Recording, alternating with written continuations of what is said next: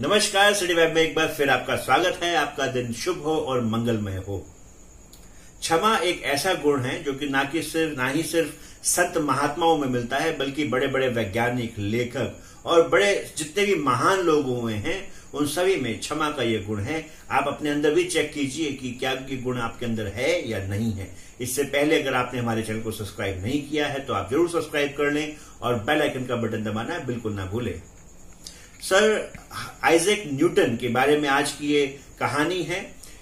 Sir Isaac Newton ने लगभग 20 साल विज्ञान को दिए और आपने प्रकाश के ऊपर नियम दिए। आपने बहुत सारे, अगर हम देखें फिजिक्स के ऊपर बहुत सारे नियम दिए।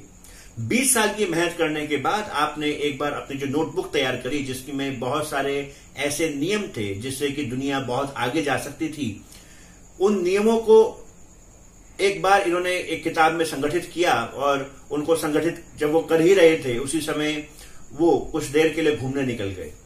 जब घर से बाहर वो घूमने निकल गए और जब ये सर आइजैक न्यूटन जब घर में वापस आए तो उन्होंने क्या देखा कि टेबल पे तो आग लगी है और उनके जितने बनाए हुए नोट्स थे जिसमें उनके 20 साल की तपस्या से, 20 साल की मेहनत से जितने भी उन्होंने विज्ञान के नियम बनाए थे वो सारे नियम धू करके जल रहे हैं, तेजी से आग लगी हुई है उनमें।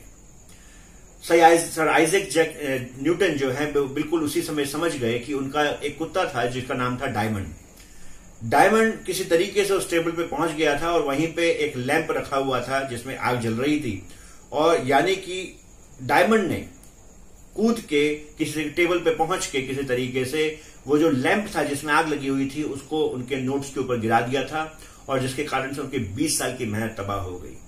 कोई भी साधारण व्यक्ति होता तो शायद उस कुत्ते को उसी समय खत्म कर देता क्रोध में आके।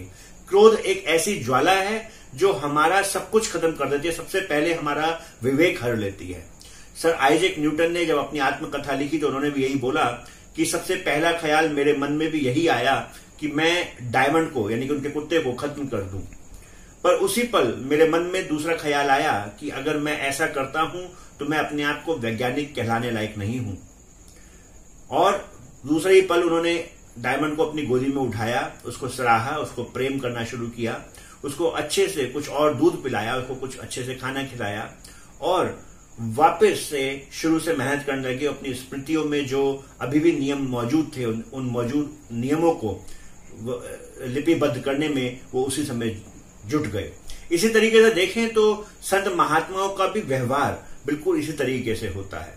हमारे मन में हमेशा जब भी हम किसी चीज को देखते हैं दो तरीके के ख्याल आते हैं।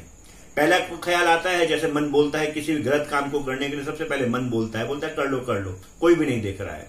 और उसी वक्त दूसरी तरफ हमारे मन में दूसरा भी ख्याल चल रहा होता है कि नहीं, ये ठीक नहीं है। अब ये हमारे ऊपर निर्भर करता है कि हम किसकी आवाज सुनते हैं। हम मन की आवाज सुनते हैं या हम बुद्धि और विवेक की आवाज सुनते हैं। जिस भी चीज की आवाज सुनने की हम अपने जीवन में आदत डाल देते हैं वही चीज हमारी जिंदगी में जोर पकड़ लेती है और वैसा ही हमारा जीवन हो जाता है। जी हाँ, संत महात्मा भी हमें यही बताते हैं कि हम लगातार अपने बुद्धि और विवेक का इस्तेमाल करके जीवन में प्रगति मार्ग में आगे बढ़े, बजाय कि अपने मन को के पीछे लग के अपना सर्वस्व नाश कर लें। आज के लिए इतना ही। कल मिलेंगे हम आपसे एक बार फिर एक नए विचार के साथ। आज के लिए नमस्कार।